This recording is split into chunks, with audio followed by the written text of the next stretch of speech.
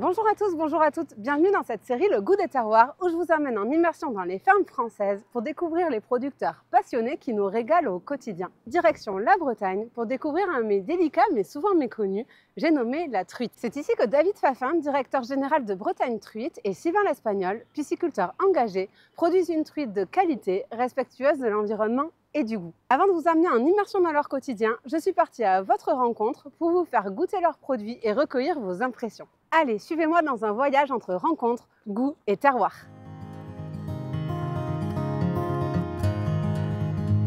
Bonjour David. Ça va, bienvenue chez Bretagne Truite. Merci beaucoup, je suis contente là. Ouais, super, écoute, je suis venue de loin mais je suis bien arrivée donc c'est le principal. Bienvenue en Bretagne. Ouais, merci. Hein, je te paye un café? Avec plaisir, écoute. Allez, on y va. Bon David, raconte-moi, qui es-tu, que fais-tu? Je suis David Fafin, je suis directeur de Bretagne Truite et de la coopérative des aquaculteurs bretons. J'ai préparé une petite surprise. Je suis partie à la rencontre des consommateurs pour leur faire goûter tes produits. C'est intéressant. Et tu vas voir leur retour. Bon alors, à votre avis déjà, qu'est-ce que c'est? Du poisson, saumon ou truite. Du saumon ou de la truite fumée. Maintenant, la diff entre les deux, là, à l'œil nu, je ne saurais pas la faire. Bon, c'est plutôt un produit qui a une belle notoriété quand même. De plus en plus, effectivement, ouais, la truite a effectivement une reconnaissance et une notoriété auprès des consommateurs. On mange beaucoup de la truite pour le coup. C'est moins cher. Bon, c'est moins cher aussi, ouais. Mais c'est super bon. Ouais. C'est doux, c'est frais. Bien fumé. J'aime bien la texture. La truite, ça me passe plutôt comme un produit bon rapport qualité-prix. Maintenant, c'est une de ses vraies forces. Une de ses vraies forces, mais pas que. C'est aussi parce que c'est un produit effectivement qui est reconnu comme un produit local. Donc du coup effectivement plutôt durable, avec l'image effectivement d'un produit français. D'où elle vient cette truite? Moi j'ai l'image des trucs de Norvège. Suède, Norvège. Pour moi, la truite, on en a pas mal en France aussi. Alors là quand même, il y a une grosse idée que la truite vient des pays nordiques. Il y a encore cette image effectivement, puisqu'en Norvège on est sur des précurseurs, entre autres aussi de l'élevage de saumon. Et aujourd'hui, on produit beaucoup en France. C'est le produit d'ailleurs le plus développé aujourd'hui en aquaculture en France. Un élevage de truite, t'imagines ça comment? C'est à la pêche à la ligne, quoi. Comme pour faire grandir les huîtres, tu vois. Plusieurs grands bassins. Espèce de filet, non, des parcs à truite, ouais. On est sur des bassins effectivement avec ce qu'on appelle un bief. On récupère une partie de l'eau de la rivière, qu'on restitue d'ailleurs. C'est aussi un peu l'engagement du producteur. Et est-ce que vous la pêchez à la ligne après, dans les bassins? On ne la pêche pas à la ligne. On peut la pêcher à l'épuisette, mais juste pour faire des prélèvements et vérifier comment est le poisson. Allez, je te mets la suite. Un éleveur de truite, tu l'appellerais comment? Truitier. Truitier. Vous allez te donner un vrai prénom, genre Didier. Ouais, non, mais pas un truitier, c'est trop nul. Un triton? Un pisciculteur? Alors, comment on appelle un éleveur de truite? C'est excellent. Alors, il y a effectivement, on peut l'appeler communément un pisciculteur, mais si on veut vraiment être effectivement puriste, c'est un truiticulteur. Bon, maintenant que je sais que ça s'appelle un truiticulteur, je serais contente d'aller en voir un pour comprendre vraiment comment le poisson est élevé dans vos bassins bretons. Bah écoute, je vais t'emmener chez Sylvain, qui est truiticulteur dans les Monts d'Arrée. Voilà, qui va t'expliquer plus précisément son métier et tout ce qui tourne autour. Bah génial, j'ai hâte d'y être, je pense. Avec plaisir.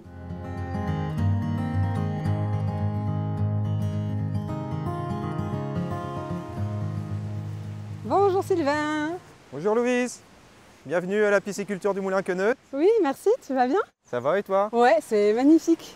C'est verdoyant. Bon, alors raconte-moi, donc c'est une pisciculture, c'est ça? Ça c'est une pisciculture, donc on est en amont ici du bassin versant, c'est un beau bassin versant, la rivière du Quai Fleutte. Et du coup, une pisciculture, elle est toujours à côté d'une rivière?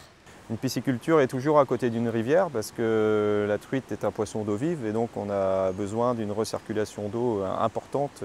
Donc souvent les piscicultures étaient faites sur d'anciennes bases de sites de moulins, parce que les moulins avaient des biefs pour alimenter les roues. On est parti sur déjà une base existante de nos ancêtres. Une belle histoire. Pour diversifier en aquaculture derrière, quoi. Bon alors là, on est où? C'est l'eau de la rivière qui a été détournée, c'est ça? Donc ça, c'est le fameux bief qui alimentait le moulin auparavant et donc qui alimente maintenant la pisciculture. C'est vraiment l'eau qui arrive à l'état naturel. Ah oui. Là, on est à peine 50 mètres de la prise d'eau Du coup, j'imagine que vous avez un enjeu de qualité de l'eau aussi pour assurer un élevage de truites qui ne vous pose pas de soucis derrière. Oui, oui, donc de toute façon, pour produire une truite, il faut une eau de bonne qualité. C'est un poisson d'eau vive. Donc là, on a quand même un cours d'eau qui est assez dynamique. On a une super qualité d'eau à l'entrée de la pisciculture. Vous faites des contrôles? On fait des contrôles. On se doit, de par la réglementation, de toute façon, faire des contrôles espacés sur l'année. Et nous, on se doit aussi, en tant que producteur, de préserver le milieu qui nous permet de produire une truite de qualité. Ouais, donc la gestion de l'eau, c'est un vrai sujet C'est la base. pour vous. C'est la base. Ouais. Sans eau, pas de poisson. Et pour préserver nos sites, il faut qu'on prouve aussi qu'on arrive à lier production et environnement. Du coup, j'imagine que vous êtes aussi particulièrement attentif à tout ce qui est réchauffement climatique, parce que ça doit avoir un impact, non? Ah ben, énorme, hein. Donc nous, on apprend aussi à piloter notre production en fonction des conditions environnementales. On a des solutions pour maintenir du stock l'été, pour respecter le bien-être animal, parce qu'un poisson en bonne santé aura une bonne croissance. Bon, en tout cas, le lieu est vraiment magnifique. Et on dit que l'eau, c'est la vie, mais je comprends que pour vous, c'est particulièrement vrai. Sans eau, on n'est rien. Hein, et de travailler travailler en plus dans un milieu comme ça, quand on aime la nature, c'est un régal. C'est un régal. Ouais.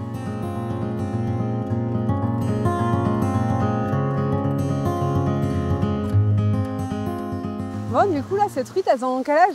Eh ben écoute, là, on a deux tailles de juvéniles dans le bassin. Il y a un lot qui est arrivé là au mois de septembre 2024, l'année dernière, qui aujourd'hui fait à peu près 50 grammes. Et on a un autre lot qui est arrivé au mois de novembre, qui fait 8-10 grammes. Et alors, elles sont situées le plus en amont là, de ta pisciculture par rapport au cours de l'eau? On dit que ici, c'est la première eau. Plus le poisson est petit, plus il est vulnérable, en fin de compte, à tout ce qu'il peut y avoir en parasitisme, tout ça. Ouais, donc en fait, à la naissance, il leur faut l'eau de la meilleure qualité possible, d'où le fait qu'elle soit là. Et ensuite, plus ça va, plus elles descendent vers l'avant. C'est exactement ça. Ah ben, je vois ton salarié là qui est en train de donner l'alimentation aux truites. Oui. Qu'est-ce que vous leur donnez à manger? Ici, ça mange du granulé. Ouais. Après, il y a beaucoup d'huile et farine de poisson dans ces granulés-là. Oui, parce que pardon, la truite est un animal carnivore. C'est carnivore, hein, donc voilà, souvent c'est des coproduits de pêcherie qui permettent de faire l'aliment poisson. J'imagine que l'alimentation, c'est quelque chose auquel vous êtes particulièrement attentif parce que ça a un vrai impact à la fin sur le goût du produit. C'est ça qui façonne le goût aussi. Alors le goût, oui, c'est sûr que je dirais qu'il y a deux aspects, il y a deux critères pour le goût. C'est à la fois l'alimentation et le bassin versant, comme je disais tout à l'heure. Ouais, la qualité de l'eau. La qualité de l'eau. Ouais. Voilà. Qui va amener notre goût du terroir un peu sur la qualité de notre chair et le goût de notre chair, quoi. Ouais. C'est ça. J'imagine aussi que le bien-être animal, ça compte parce que c'est comme tous les animaux, un animal qui est moins stressé, à la fin sera plus tendre, plus savoureux. En tant qu'éleveur, même nos ancêtres, ils travaillaient déjà beaucoup sur le bien-être animal auparavant parce qu'un poisson qui est dans de mauvaises conditions ne va pas bien pousser. C'est un nombre de poissons par bassin. Alors par mètre cube. Et là, ici, tu es sur un site bio, on ne doit pas dépasser 25 kg mètre cube sur l'ensemble du site. Donc c'est 25 pour 1000. Okay.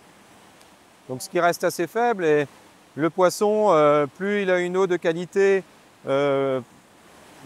plus il a des conditions qui sont optimales, mieux il va grandir. Oui, puis ça va jusqu'au bout parce que le lieu de transformation aussi, il est très proche, il est à 20 minutes de route, j'en viens. Et ton poisson, il part vivant là-bas aussi. Ah oui, alors tous nos poissons partent vivants, hein, de toutes les piscicultures maintenant, ils partent vivants. Et c'est vrai que le temps de transport est très faible. C'est la proximité, on travaille en local, c'est ça qui est intéressant dans notre système.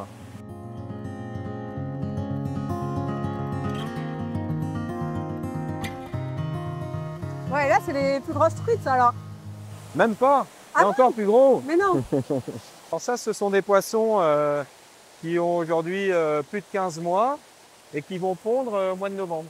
Bon, et toi, raconte-moi un peu ton histoire, comment t'es tombé dans la truite, dans la marmite. Ouais, dans le bassin de la truite. Eh ben, en fin de compte, j'ai repris une affaire familiale en 2005. J'avais 20 ans, je suis sorti de l'école, tout jeune diplômé. J'ai fait mon stage jeune agriculteur entre le mois de juillet et fin décembre. Et au 1er janvier, j'étais installé. Ah ouais, direct. Voilà, direct. Donc, je n'ai pas eu une semaine de répit, hein.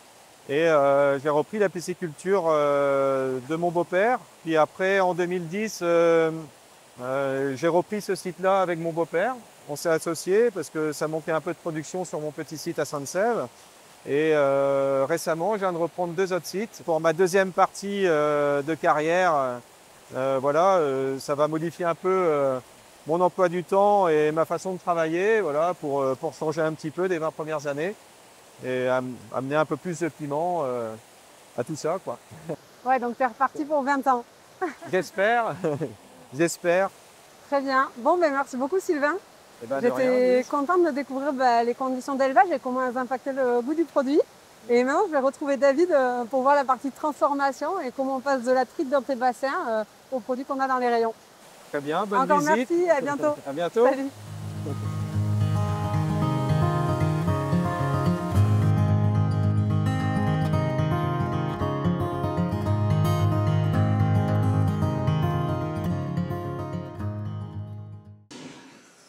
Bon David, me voilà bien en cosmonaute.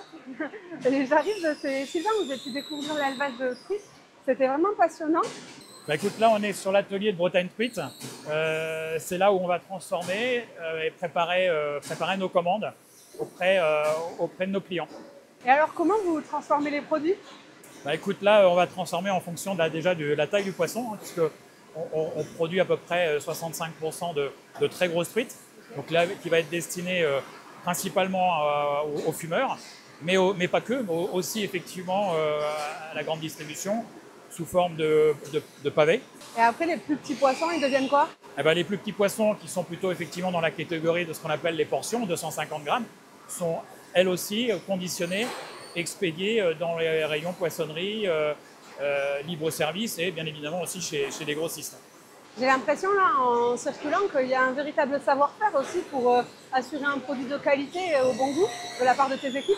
Alors effectivement, il y a un savoir-faire qui bien évidemment commence, tu l'as pu le voir dans les piscicultures, et après chaque personne effectivement sur son poste et voilà, et dans sa mission de livrer le client et de respecter le produit.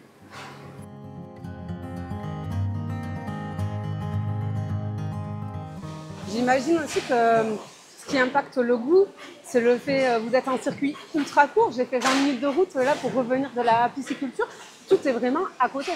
Absolument, et notre force, là le poisson qu'on est en train de mettre en barquette pour être dans les rayons demain matin, en fait il a été pêché ce matin dans nos piscicultures. Ce conditionnement barquette là, c'est quoi son intérêt? Pourquoi vous avez fait ce choix-là?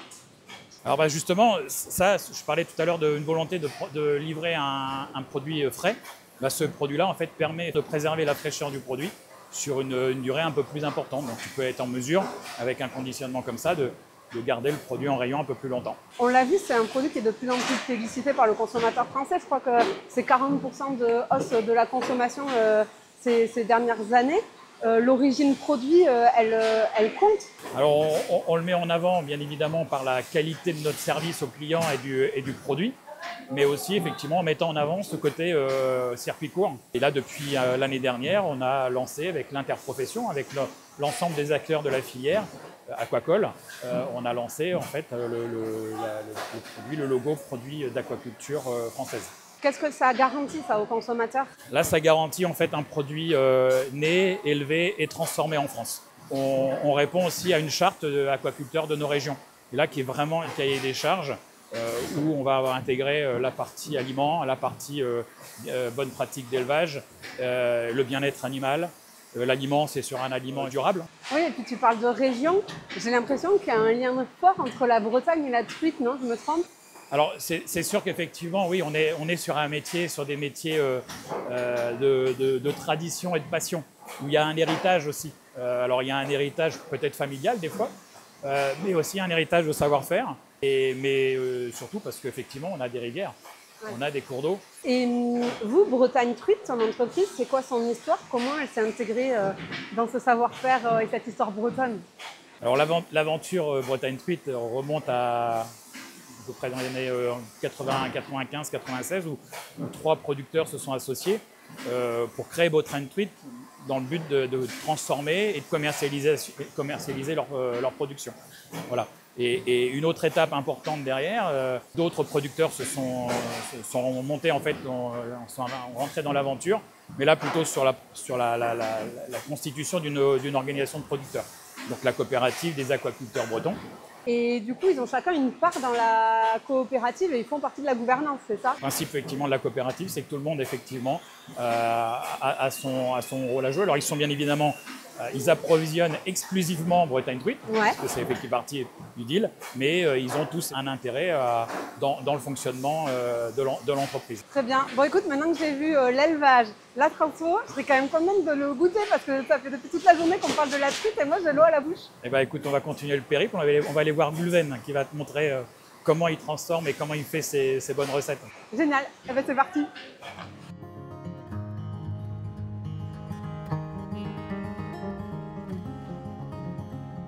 Bonjour chef. Bonjour, vous allez bien? Oui, enchanté. Je présente Gulven, ça va Gulven? Ouais, très bien, ouais. Bon, bien, Voilà, chef de restaurant La Cachette. Très bien, enchanté. Bon alors, qu'est-ce que vous nous avez préparé de bon? Alors, je vous ai préparé un petit filet de truite, Ouais. Ah, c'est un beau morceau, hein. beau morceau, hein, qu'on va tailler pour le mettre en filet. Donc, ici, on va venir saisir à l'unilatéral côté peau, qui va donner le croustillant au poisson. Comment il faut la déguster, la truite? L'idéal, c'est rosé. En tout cas, c'est ça qui permet de faire ressortir au maximum le goût de la truite. Exactement. Et moi, ce que j'aime bien, en fait, après, une fois que la truite a été saisie, bien colorée côté peau, on peut même, pour ceux qui aiment, manger la peau, parce qu'elle est croustillante. Je la mange, moi. Voilà.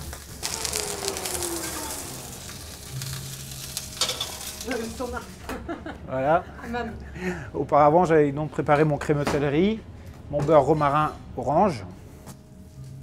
C'est un produit que vous aimez cuisiner? Ah oui, c'est un produit qu'on peut cuisiner toute l'année, qui est vraiment facile à travailler. En plus, on est juste à côté de... Oui, là, vous êtes vraiment en circuit court. Complètement. Un coup de téléphone le matin, en même pas un quart d'heure, le produit il est dans la cuisine, quoi. Et les clients, c'est un produit qu'ils apprécient? Oui, qui découvrent. Justement au niveau des cuissons. Ça les surprend souvent quand on demande la cuisson de la truite. Voici les petits navets glacés, les pommes de terre nouvelles, les asperges. Voilà. Le petit crémeux de céleri. Voilà. Là, elle est rosée. De saison et local. De saison et local. Là, une belle coloration. Et on vient mettre le beurre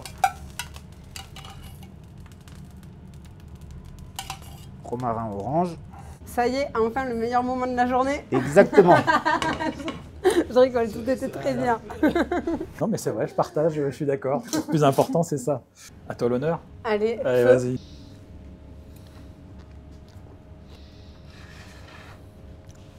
Mais excellent.